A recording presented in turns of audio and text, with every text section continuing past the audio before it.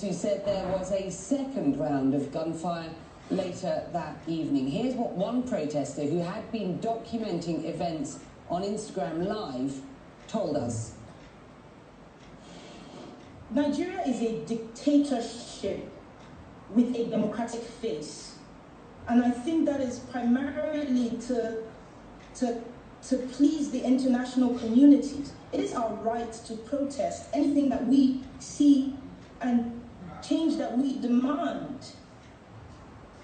Well, those protests began as a movement against police brutality, but took a dark and violent turn as we reported. Nigeria is now threatening to sanction CNN and denies that security forces shot live ammunition at protesters. Well, MLB brought us that story after weeks of in-depth research and analysis by her and her team, and she joins us now from London. Nima, how has the Nigerian government responded?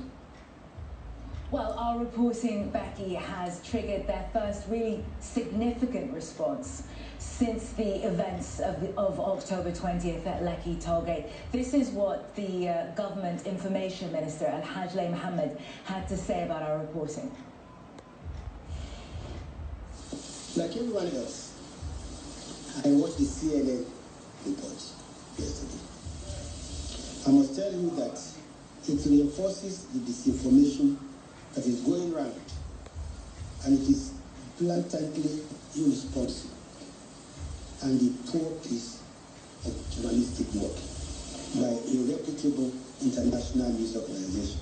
CNN, which touted its report as an exclusive investigative report, sadly relied on the same videos that have been circulating on social media without verification. This is very serious, and CNN should be sanctioned for that. Of course, Becky, that is simply not true. We used video and images that we were able to verify. We received them firsthand from contacts, witnesses, family members. We interviewed a family member who had been searching for his brother for days at that point, weeks. We were able to at least help provide him with some closure, which the Nigerian federal authorities had not been able to provide.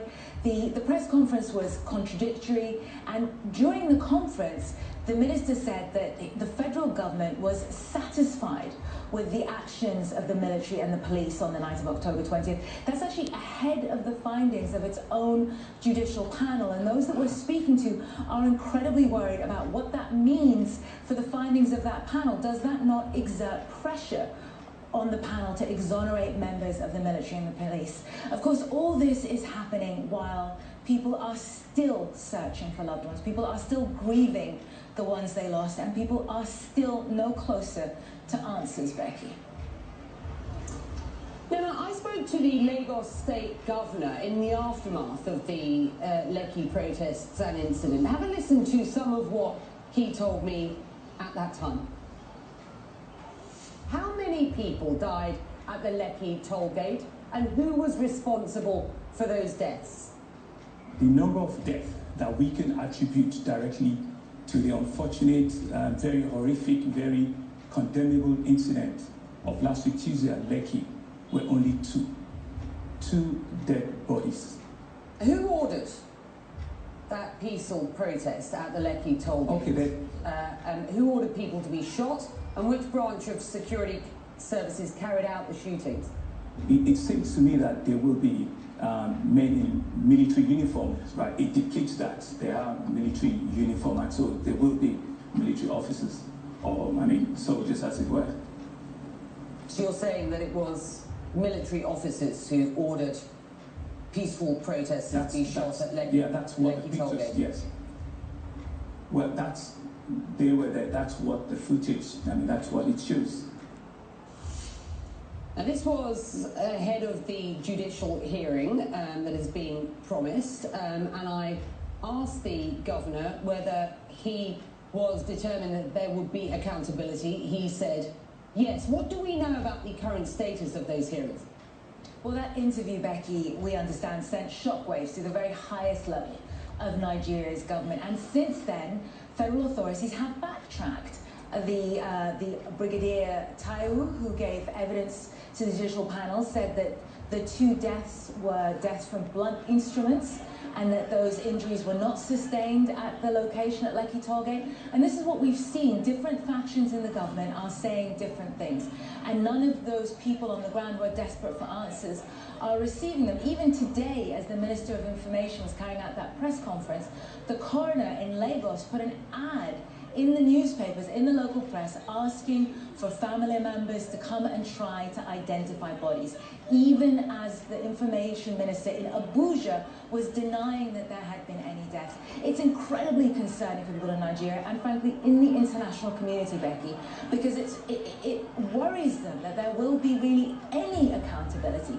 What you saw there, what you managed to extract from the Lagos State Governor, is the closest that any government official has come to admitting wrongdoing. And since then, we have reached out to Lagos State authorities and they have refused to give us any comment, Becky.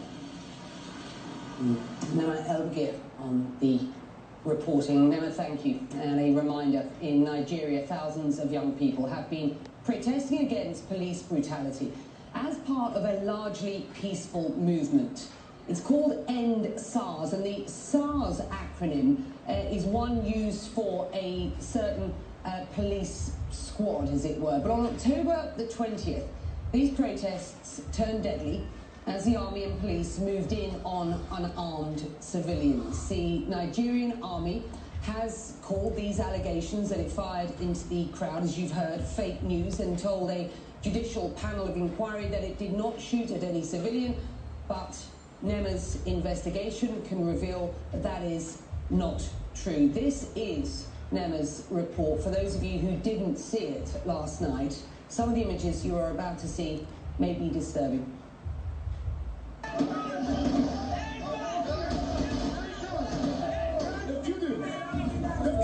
The Nigerian government denies this happened. A peaceful protest turned deadly. The police came, we were peaceful. They came and started shooting at us. CNN investigated the events at Lekki Tollgate the night of October 20th in Lagos, Nigeria. After analysing hours of footage, we are going to tell a story that is radically different than the one the authorities are telling. The peaceful protest, Abi? Okay, make everybody this here. Now, where's the flag? This is Godson. He was one of the demonstrators having fun live streaming the event. He, like many others, gathered in a peaceful demonstration of discontent after weeks of protests against what they called systemic police brutality and corruption. What Godson and the protesters did not know is that the army is already on its way. This is Bonny Camp, a military garrison on the south side of Lagos. We know through analysing footage they left at 6:29 p.m. heading towards Lekki Tollgate. We can see here the Nigerian government forces approaching. The protesters are gathered on the other side of the gate. As Nigerian forces get closer, you can see shots. At 6:43 p.m, we start hearing gunfire. We know this from the timestamp and data on this video. Here's another angle. They are releasing fire. They are releasing fire. Nigerian authorities say they fired blanks into the air and not at protesters. But CNN obtained video that appears to show the army shooting toward the crowd. Here, and at the top of your screen, here. In the midst of the chaotic scenes is DJ Switch, a Nigerian celebrity and activist. She is broadcasting live on Instagram. I wanted people to see what was happening. I didn't want anybody to come and twist the story. Witnesses tell CNN ambulances were stopped from entering by Nigerian authorities. You can see here people at the scene trying to conduct CPR. Please explain to me how, in which part of the world do you go to a protest with live bullets?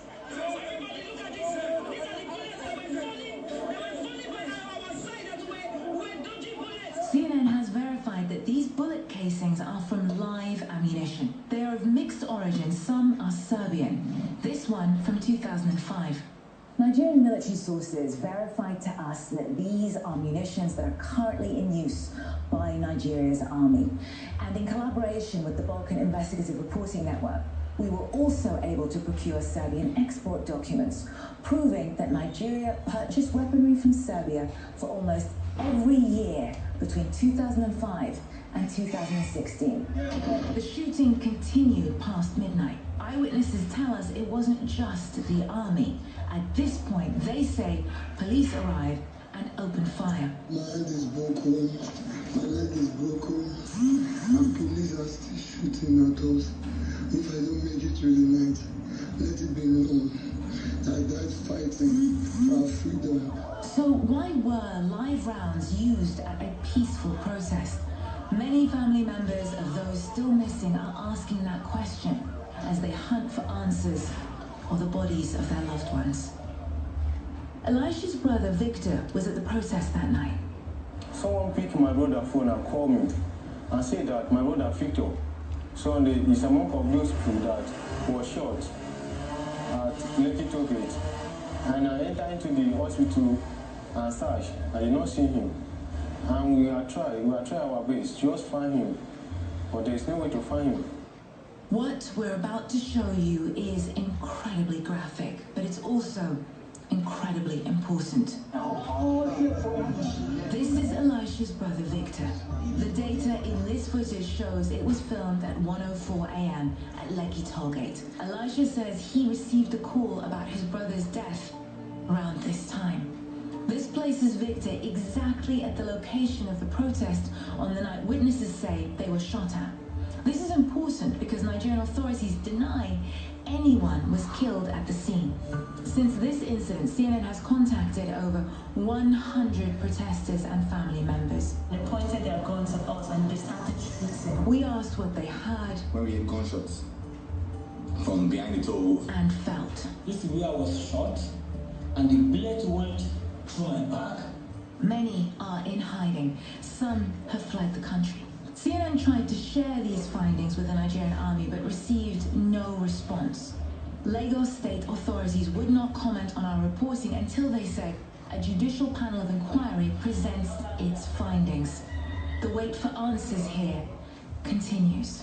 Ni'mal Baghir, CNN, London. And a statement from CNN.